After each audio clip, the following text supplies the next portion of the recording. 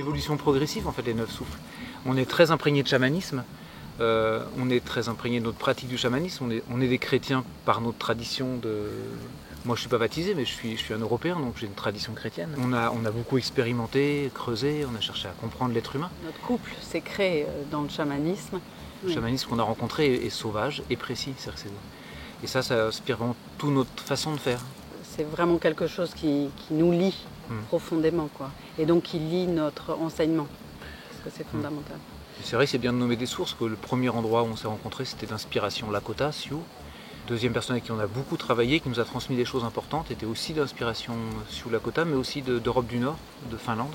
Je reviens sur la racine chamanique, parce que les 9 souffles se sont créés il y a 6 ans, et il y a 6 ans, moi je me suis formée à la Movement Medicine. La Movement Medicine, c'est Yakov et Susanna Darling-Khan qui l'ont créée et sont complètement enracinés dans le chamanisme d'Amazonie et aussi dans les 5 rythmes qui ont été créés par Gabriel Roth, qui a créé un mouvement de danse chamanique et qui s'adressait aux citadins pour que justement ils puissent retrouver cette racine, enfin cette racine profondément naturelle dans le corps et dans le mouvement. Donc la Movement Medicine dont je suis maintenant certifiée et fait partie des 9 souffles. Les 9 souffles, la vision des 9 souffles elle-même est vraiment arrivée quand on s'est dit le corps sert à faire grandir notre être, notre âme, notre esprit, comme on veut.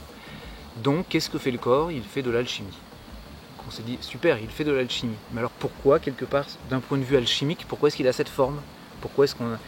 Qu'est-ce que fait dans l'alchimie un bras? Qu'est-ce que fait dans l'alchimie une jambe? Une tête? Surtout quand on fait des soins manuels à des gens, on se demande un peu le symbolisme du corps en fait. Et d'un point de vue alchimique, on n'avait pas de modèle. Jusqu'à ce qu'on rencontre l'énéagramme, et que très vite, de l'énéagramme des personnalités, on plonge dans les enseignements de Gurdjieff, qui en fait décrit l'énéagramme comme un processus d'alchimie universel. Il va très loin, Gurdjieff, il dit l'énéagramme, si vous le comprenez en profondeur, vous n'avez plus besoin de bouquin, sur rien. Parce que vous pouvez expliquer tous les phénomènes de l'univers, tous les phénomènes en évolution. C'est-à-dire tout phénomène en fait. Et on a vu que le corps était était constitué de 9 zones anatomiquement très claires, qu'on a pu relier à ces 9 points de l'énéagramme, avec des interactions qui montrent en fait comment le corps fait de l'alchimie. Et c'était tellement précis anatomiquement que c'était juste dingue en fait. Et on a fini par nommer des personnages pour dire c'est pas juste des zones qui remplissent une fonction alchimique. On va le nommer. On va nommer le sage, l'enfant, le chevalier, la souveraine, la nourrice, la sensuelle, le savant, l'instructeur, le poète. Et puis c'est des familles en fait, ils sont plusieurs. Parce que ça se subdivise en 3 encore, c'est incroyablement précis et très net au niveau de l'anatomie.